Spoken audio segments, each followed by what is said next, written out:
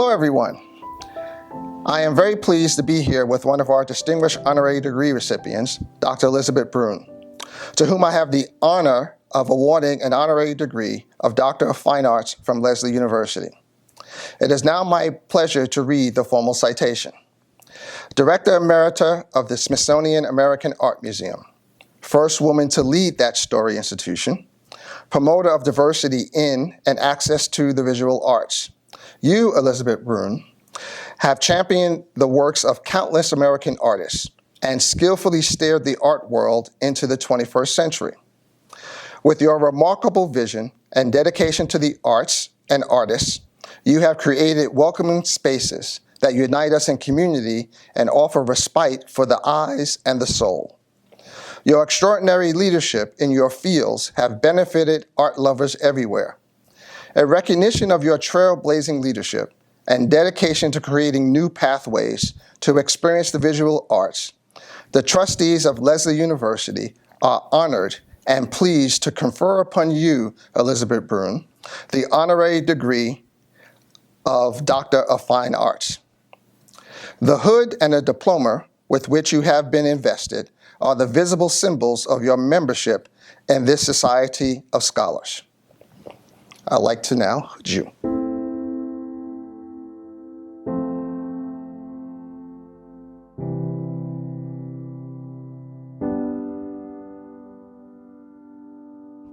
I am pleased to introduce our newest honorary degree recipient, Dr. Elizabeth Broun, as our 2021 undergraduate guest speaker.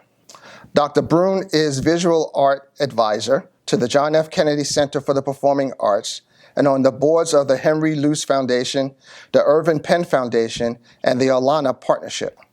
A longtime expert on the art of Albert Pinkham Writer, she is co-curator and contributing author for an exhibition on writer at the New Bedford Whaling Museum, forthcoming in June 2021.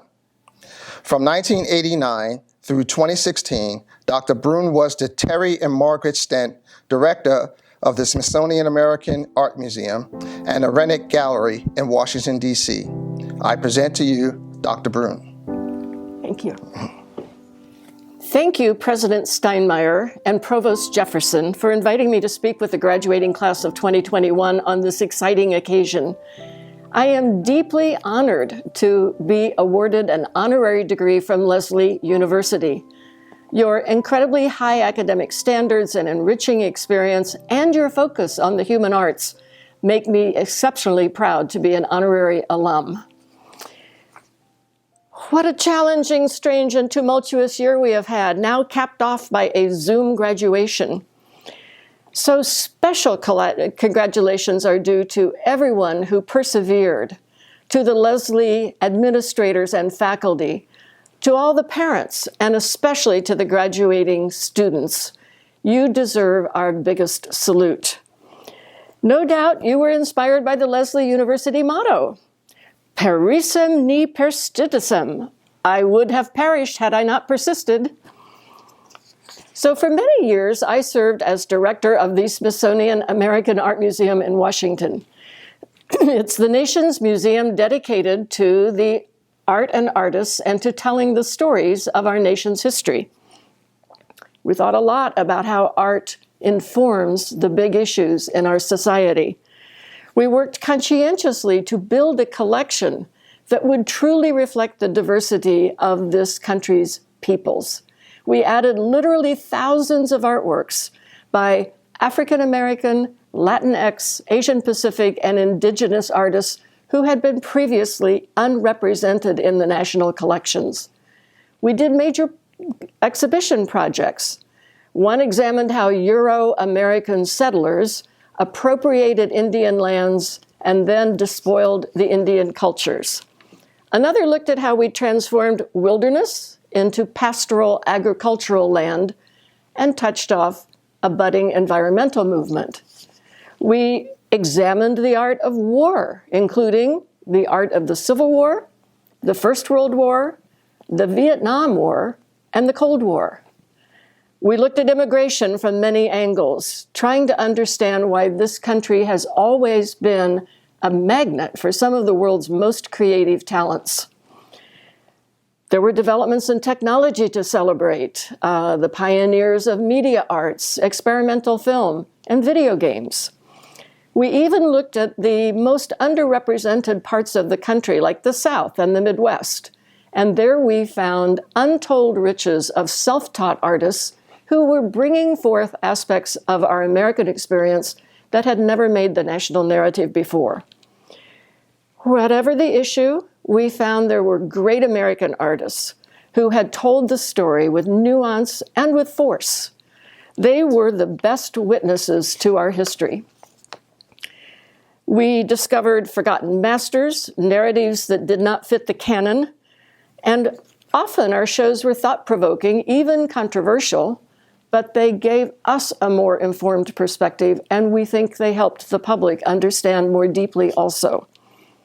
Now here at Lesley, you also focus on the arts and design as witnesses of our experience. The programs of the new Lunder Arts Center are similarly focused on the illuminating research we do at the Smithsonian. It makes me really happy that Lesley so emphatically stands for the contribution that the arts make to all of our lives. This long-standing focus, I know, has touched many of you already, and it will carry with you for the rest of your life.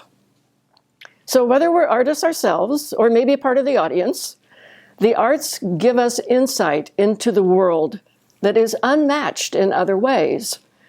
Artists are very intuitive. They understand things before the rest of us figure it out. They often distill an essence of experience. The arts can be your best friend. They will be a solace in time of doubt. They can express your innermost thoughts. Many of you I know will go on to be teachers or counselors, and you will find occasions to influence others. The arts can be a means of deep communication and connection. So I hope each one of you will find time in your lives for art going forward. Now you stand on the brink of a new chapter, stepping into a world that is truly upside down.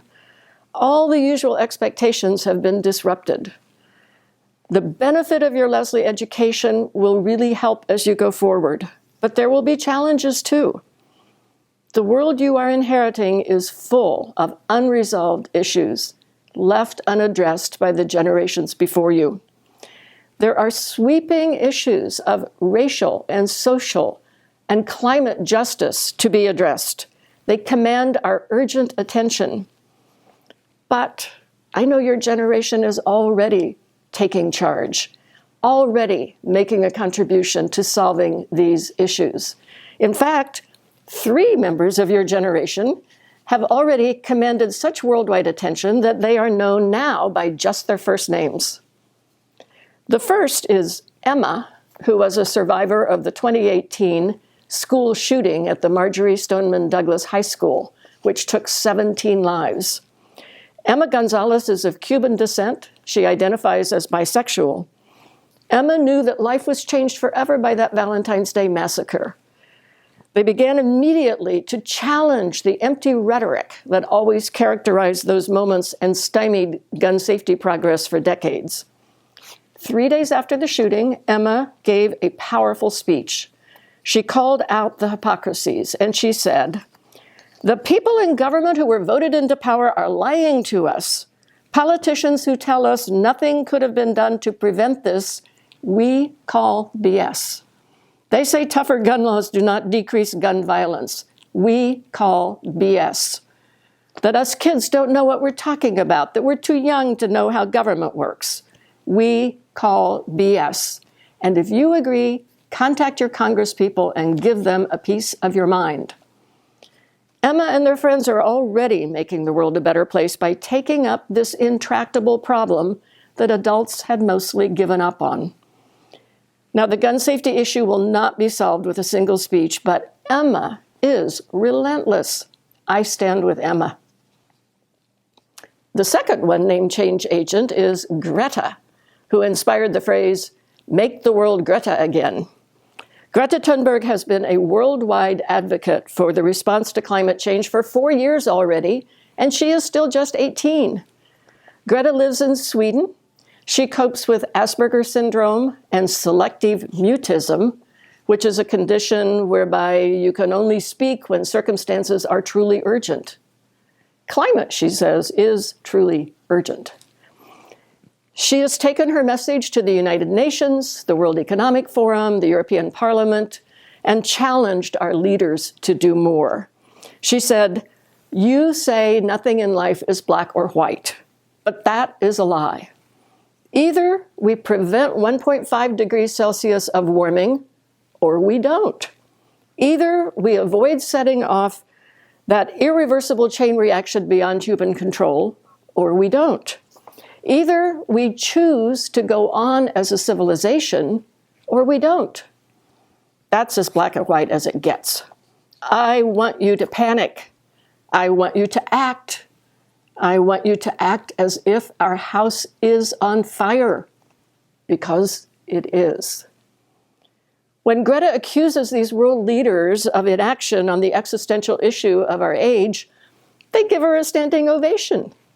But still, they have not acted with urgency. I am betting on Greta and all of you today to succeed. Now, this past January, we all met Amanda, a 22-year-old who riveted the nation with her poem at President Biden's inauguration.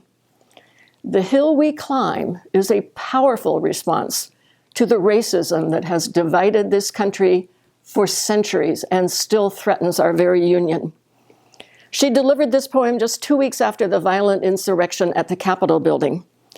Amanda acknowledged all the challenges we face, but still she found a path to hope.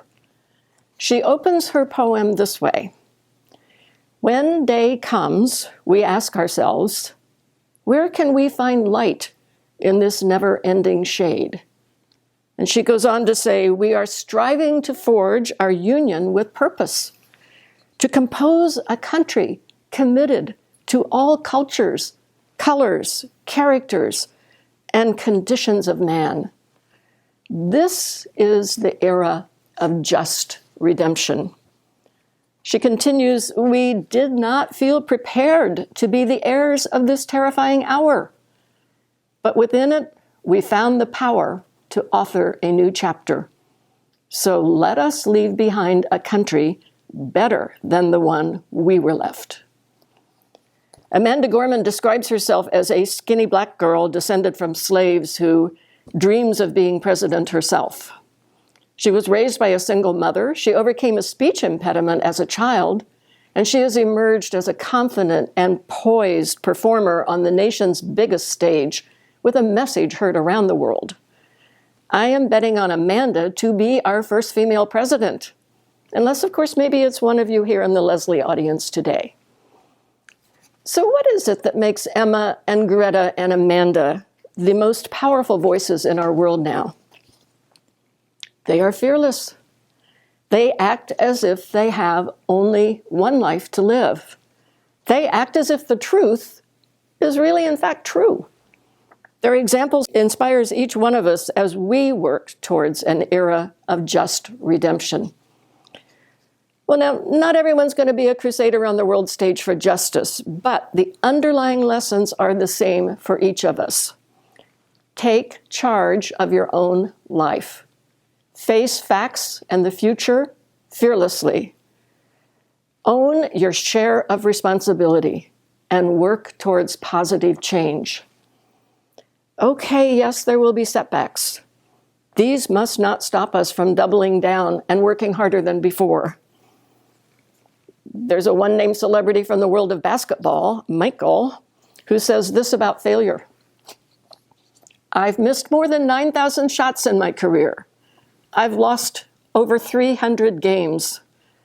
26 times I've been trusted to take the game-winning shot and missed.